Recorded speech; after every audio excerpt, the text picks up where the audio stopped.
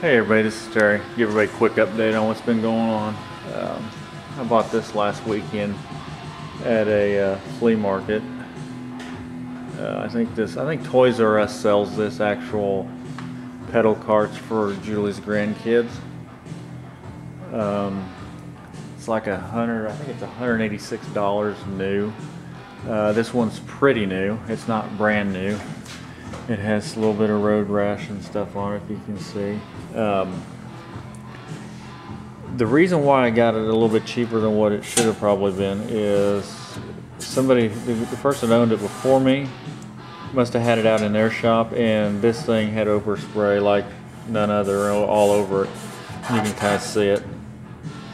So paid $100 for it and probably used $25 or $30 in buffing compound to get it as good as it needs to be.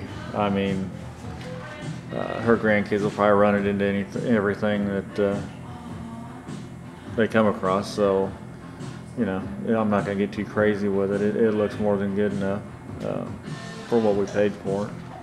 But I thought that was kind of neat. Had to do some work on the steering. The steering was kind of screwed up. It was assembled wrong, but that's all right. Anyway, well, I've got my truck put back together. I had the bed off of it for a couple of weeks and was taking care of some of the loose ends on the mounting of the bed on this area of the bed in here. You can see maybe in this area here, there was originally just drill bits holding this all together here. I went ahead and took the bed off and went ahead and welded the flange bolts in for that. And I finished welding all of the bracing and everything that actually holds the bed to the frame. I went ahead and did the same thing with the fuel cell. As you can see, did all the mounting for that.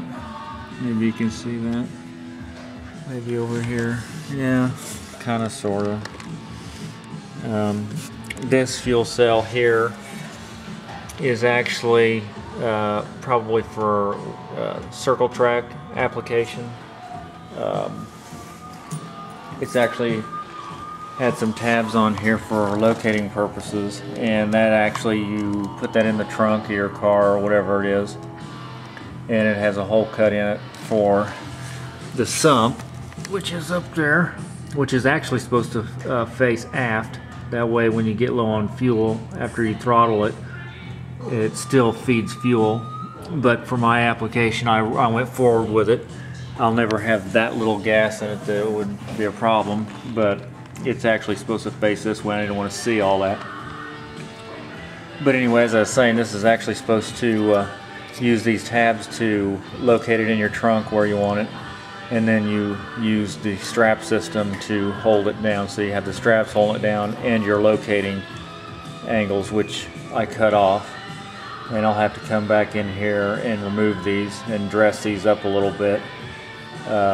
I use the actual hold downs that you're supposed to use for like a circle track or race car type situation, and welded them into my own little hanger type setup for it. I went ahead and they're actually connected up, and you can't see it up underneath here, but they're actually, this and this are actually welded into a cage, and it even has one to hold it down here, and it's isolated with rubber.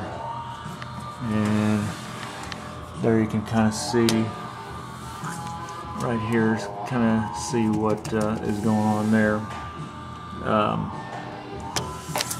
This tank is a 10-inch tank, and it looks kind of big from the back end of the truck. You look at it. It's a 15-gallon tank. So what I think is going to happen is, if I go with a smaller tank, I might as well just carry gas around with me. And I don't want to do that. So I've been looking online And I think instead of buying a roll pan for this, I think I'll just build my own. I always was going to cover up the spring shackles. That's always been my goal, is to cover these up. So a roll pan was always going to be in the equation. In fact, I put the mounting for it across here. But what I think will happen is I think I'll come down with my roll pan about around in this area here, and then come across here and maybe come down a little bit farther to try to get rid of some of that. I don't care if you see a little bit of the fuel cell. I know that a lot of people do the round tanks and put them in the bed, which is okay, and that's fine. I'm a woodworker by trade, so I don't want to cover up the bedwood. So I'm gonna go ahead and use this situation here. I had this fuel cell has AN8 outlets coming out of it, and I changed all them over to AN6 to go to 3/8 fuel line, steel fuel line running up the frame rail. So that's kind of where I'm at on that. What else? These fenders, you can't really see in there, but these fenders had to be kind of cut. The flanges had to be cut, and the radiuses changed to make it fit right in through this area here. All the mounting holes were way off, so I've welded everything up and made it so it's ready for body work and stuff like that. I'm going to come down in here and I'm going to shave this area here off where the splash apron and the fender come together, because it doesn't need to be that big. I'm going to cut that off, and I'm going to add a couple mounting places here and here. I finished getting the front fenders, the running board splash apron, and the running board welded together. The direction I'm going to go with this is this, the front fender, this, and this are all going to be body worked as one assembly. The rear fender will be a separate assembly, and it'll have its welting like normal along there like that. Then this here will probably either be a rubber mat, or I will raptor it black or car color, depending on how I feel at the time that I do it, I guess. So, and both sides are done the same. I've done that. And over here, down in here, this was like really, I mean, it was down to here.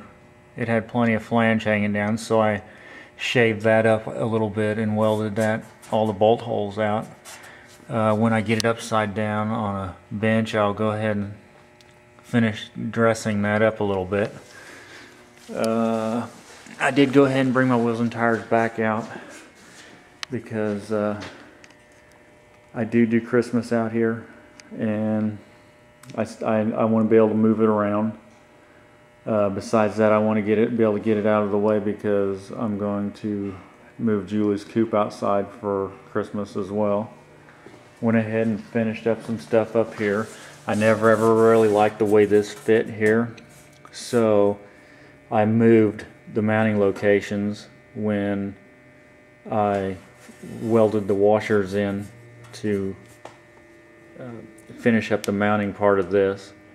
It originally had them surface mounted, and I was going to have a spot facer cut machine to give it more of this look here, and I decided that I'd just go ahead and flush the washers and do a nice stainless steel washer with a Allen cap, stainless Allen cap screw here, and for holding the fenders on down the line there. But anyway, that's it. That's basically what's been going on.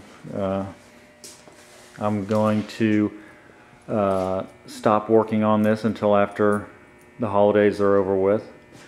With that said, I want to wish all my subscribers, and even people that don't subscribe to me, a happy holidays, Merry Christmas, and Happy New Year. I think the next thing that I'll do after the holidays are over is I will get my car trailer over here and load this up and have the exhaust put on. I have to know where the exhaust is at. I have a transmission cooler that needs to go in there. I have a battery that needs to go in there, which originally was going to have I was originally going to have the fuel cell all the way over to one side or the other, and then the battery next to it. But due to the depth of the fuel cell and having to build a roll pan to kind of minimize the appearance of it in the back, I decided to go ahead and center the fuel cell, and then I'll have them bring the tailpipes for the exhaust right out here, and I'll incorporate the exhaust tips into the roll pan.